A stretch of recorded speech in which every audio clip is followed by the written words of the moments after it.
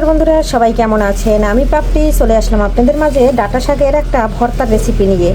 ভর্তা করার সঙ্গে থাকছে চিংড়ি মাছ, থাকছে নারকেল, আর থাকছে পেঁয়াজ, রসুন, কাঁচামরিচ।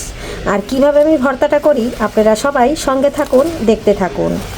আর প্রথমে আমি এখানে শাকটা আস্তে আস্তে ফ্রাই প্যানে দিয়ে দিচ্ছি, আর এদিকে চুলাটা ধরিয়ে দিচ্ছি। শাকে দিয়ে দিচ্ছি লবণ।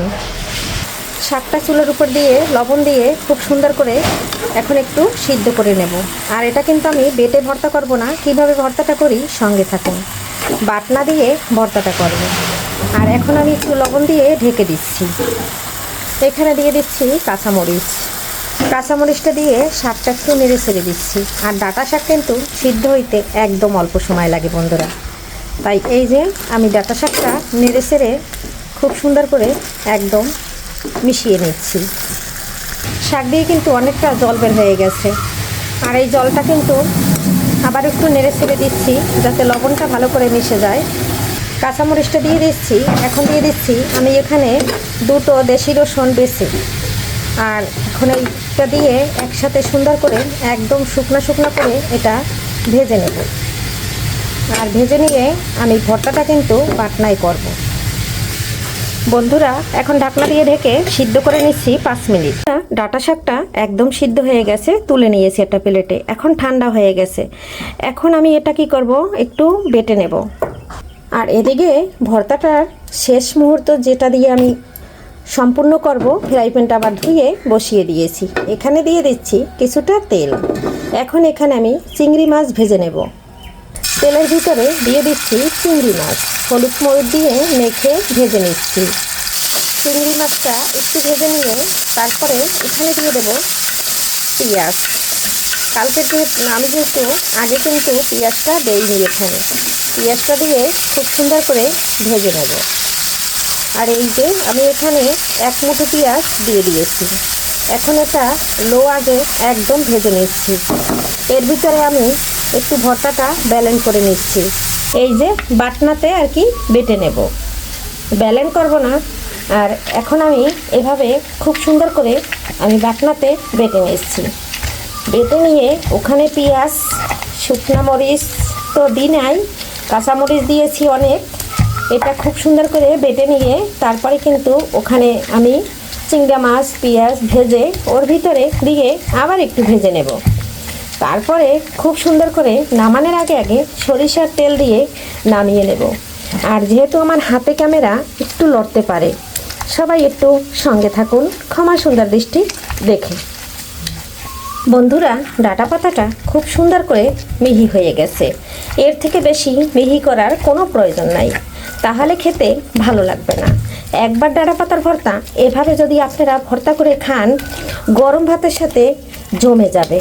নিমিষেই পাতিলের ভাত খালি হয়ে যাবে। আর যাকে এই ভর্তাটা খাওয়াবেন সে কিন্তু এই ভর্তার প্রেমে পড়ে যাবে।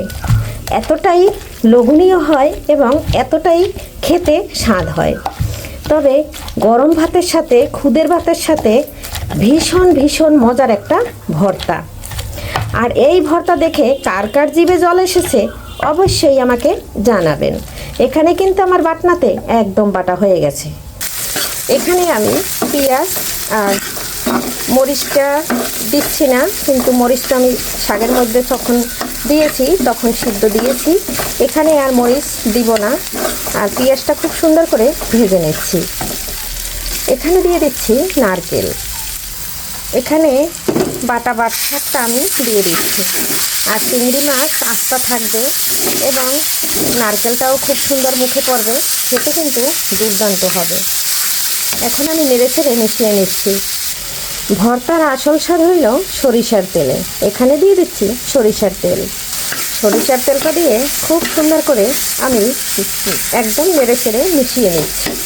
আর ভর্তাটা কিন্তু দেখতেই পাচ্ছেন বন্ধুরা কতটা সুন্দর হয়েছে। দেখতে যেরকম সবুজ রয়েছে আর খেতে তো অপূর্ব হবে। আর আমি এইভাবে মাঝে মাঝেই ভর্তা তৈরি করে খেয়ে থাকি। আমার মতো ডাঁটা পাতার ভর্তা কে কে খেয়েছেন বা কে কে খান অবশ্যই জানাবেন। আমার কিন্তু ভীষণ ভালো লাগে। আর সবুজ শাকে আছে পুষ্টিগুণে ভরপুর, এতে কিন্তু ভিটামিনের অভাব নেই। তাই অবশ্যই আপনারা বাচ্চাদের এবং বড়রা সবুজ শাকটা প্রতিনিয়ত খেতে পারেন। খুবই উপকারী একটা শাক, খেতেও দুর্দান্ত হয়। বাচ্চারা বড়রা সবাই এরকম যদি একটা চিংড়ি মাছের দিয়ে ভর্তা থাকে চেটে পুটে খেয়ে নেবে। আমার বাচ্চা তো একদম প্লেট খালি করে খেয়ে নেবে, এতটাই প্রিয়। চিংড়ি মাছ যাতে দেব, শাক সবজি যেটাই হোক, সেটা তিতা হোক আর মিঠা হোক, ও খেয়ে নেবে।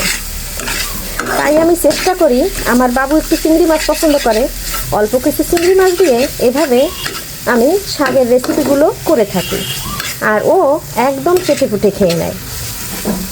শাকটা একদম হয়ে গেছে, এখন আমি নামিয়ে নিচ্ছি। আর দেখুন তো বন্ধুরা কতটা সবুজ রয়েছে। ফাইনাল লুকটা একবার দেখিয়ে নিলাম। আজকের মতো বিদায় নিচ্ছি। সবাই ভালো থাকেন, সুস্থ থাকেন। আগামী ভিডিওতে আবারও দেখা হবে আপনাদের সাথে। এ পর্যন্ত সবাই সুস্বাস্থ্য কামনা করে এখানে বাই বাই।